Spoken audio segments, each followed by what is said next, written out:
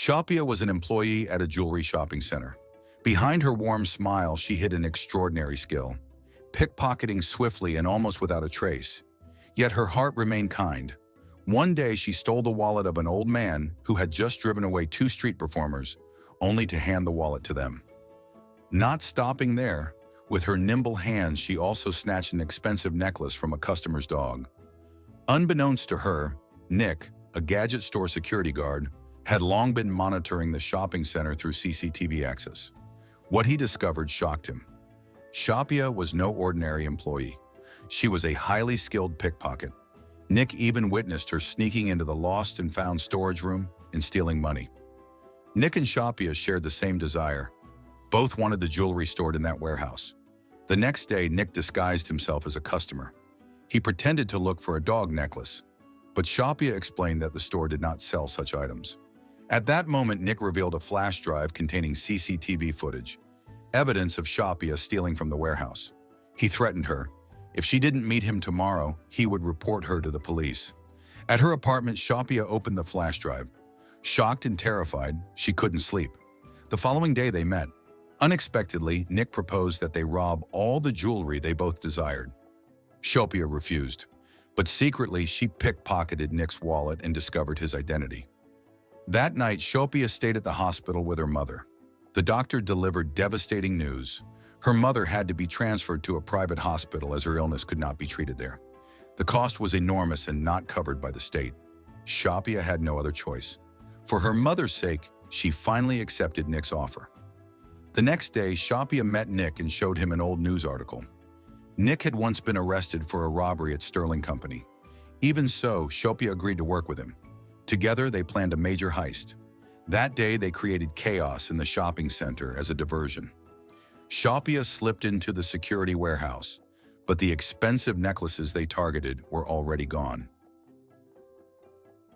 Confused, they met later at the bar where Shapia worked part-time. Something felt off, but they decided to abandon the plan. The following day, police arrived at Shapia's workplace.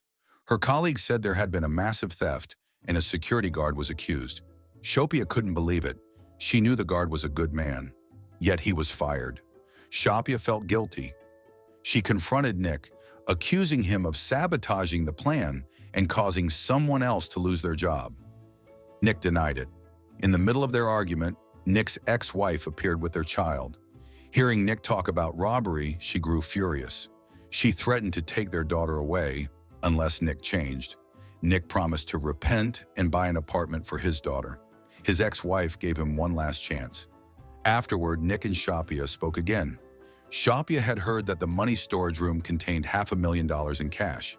They began drafting a new plan. Shapia disguised herself as a flower delivery girl for Maxwell Sterling. With her cleverness, she managed to enter Maxwell's office and discovered a secret door with a combination lock. But she nearly got caught when Maxwell and Cynthia Sterling entered. Shapia hid under the assistant's desk. To learn more about the lock, Shapia visited Castor Lock's security company. Dressed in luxury attire, she pretended to be a wealthy client. At first, the salesman didn't believe her, but when she mentioned Cynthia Sterling's name, he finally shared crucial information. The vault could only be opened with a code generated by Maxwell's phone app, which refreshed every 60 seconds. There was also a spare key kept at Maxwell's house.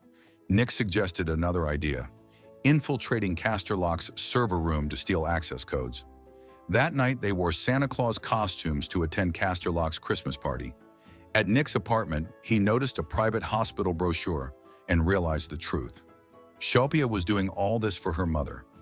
He tried to persuade her to stop, but she refused. They waited for the guard to leave, then slipped into the server room. When nearly caught, Shapia kissed Nick to avoid suspicion. They got inside, but the plan failed. The power they cut off didn't affect Castor Lock's system. Nick was devastated. He confessed that the previous robbery hadn't been his doing. Maxwell Sterling was the mastermind, seeking insurance money. Nick had only been made a scapegoat. Disheartened, they returned home. Shapia decided to quit and live a normal life. She wanted to decorate her mother's hospital room for Christmas and invited Nick to join, but Nick wasn't ready to give up. He discovered that Cynthia Sterling would attend the 10th Campbell Gala. A new idea sparked in his mind. The next day, Nick and Shapia arrived at the hospital. Shapia introduced Nick to her mother as a business partner. Her mother asked about their project. Nick smiled and replied, "We're building a magic club." The three of them shared a warm conversation while decorating the hospital room with Christmas ornaments. After dinner, Nick and Shapia sat down for a long conversation. Shapia opened up about her dark past. Her father never acknowledged her as his child and even threw her and her mother out of the house. With tears in her eyes, she told Nick that his daughter was lucky to have a father like him. She was on the verge of giving up, but Nick revealed tickets to the prestigious Campbell Gala, an event where Cynthia Sterling would also be present. Their plan was simple: make Cynthia bring Nick back to her home so they could steal the spare remote for the vault. They prepared carefully. Nick wore an old suit that once belonged to Shapia's grandfather, while both of them used earphones to communicate secretly. The gala began. The Sterlings were already there, as were Nick and Shapia. Nervously, Nick approached Cynthia. He was awkward, unsure how to talk to a woman. His first attempt failed. Cynthia showed no interest. Nick returned to Shapia, who promised to guide him through the earphones. Nick agreed to follow her every word. Their second attempt went better. But suddenly Maxwell appeared, mistaking Shapia's words as directed at him. Nick, unaware, repeated Shapia's instructions meant for Maxwell, making his conversation with Cynthia confusing. Cynthia began to lose interest, but Nick improvised and managed to lead her outside. Nick said something that made Cynthia feel comfortable, then invited her to leave the gala with him. The plan worked. They arrived at Cynthia's residence. Nick was visibly nervous in front of the older woman, who was clearly eager. Overwhelmed, Nick asked to use the bathroom. Inside, he called Shapia, who was on her way there in a rickshaw. She encouraged him to stay calm. Nick stepped out of the bathroom and entered Cynthia's bedroom. Cynthia was waiting, pushing him onto the bed. But then came the shocking twist. Cynthia knew Nick's real name. She knew he had been framed as Maxwell's scapegoat, and she also knew that Shapia was his partner. The three of them talked. Cynthia made a surprising offer. She would hand over the spare remote, but only if they agreed to split the loot evenly. Nick asked why. Cynthia explained that she wanted Maxwell to pay for his crimes, and she wanted to reclaim what was rightfully hers before it was too late. The plan would take place on Christmas Eve. The day of execution arrived. Before the night, Nick spent time with his daughter, while Shapia stayed with her mother at the hospital. Shapia even entrusted an envelope of money to her friend, the bar owner, just in case the heist failed and she ended up in prison. On Christmas Eve, they were ready. Shapia placed a shopping bag inside a locker, then entered Sterling's store with a red backpack. The store was crowded with customers. She slipped into a room filled with gifts, hiding the backup bag among the presents. Nick, meanwhile, said goodbye to his friend at the apartment. The store was about to close.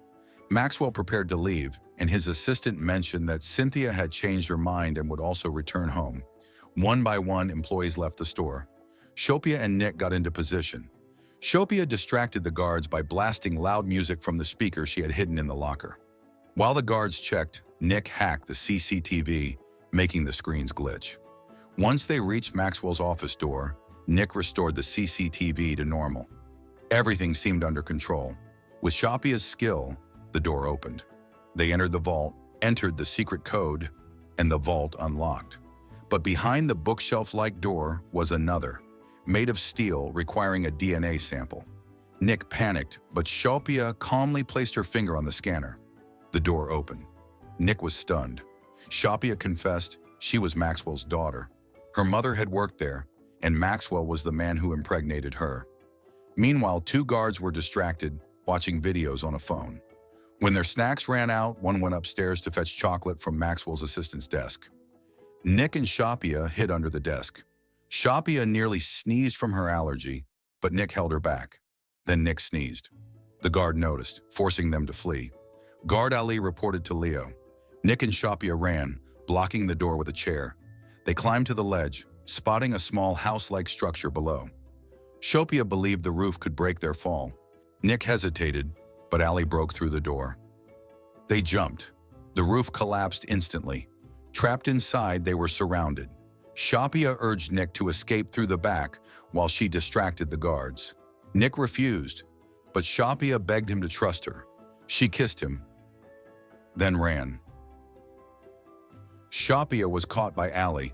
She removed her mask and pleaded for mercy, revealing that the missing jewelry was Maxwell's doing. Ali, her close friend, let her go. At that moment, Maxwell arrived with the police. They opened the vault and were shocked. All the stolen jewelry was inside. The police arrested Maxwell. It was all Cynthia's plan. Instead of stealing, they had returned the jewelry, ensuring Maxwell was exposed for fraud and insurance scams. Maxwell was taken away in a police car. Shapia watched with satisfaction. Finally, she had avenged her mother's suffering and her own childhood. The story closes with Maxwell Sterling imprisoned. Nick reconciled with his ex-wife, though they did not reunite.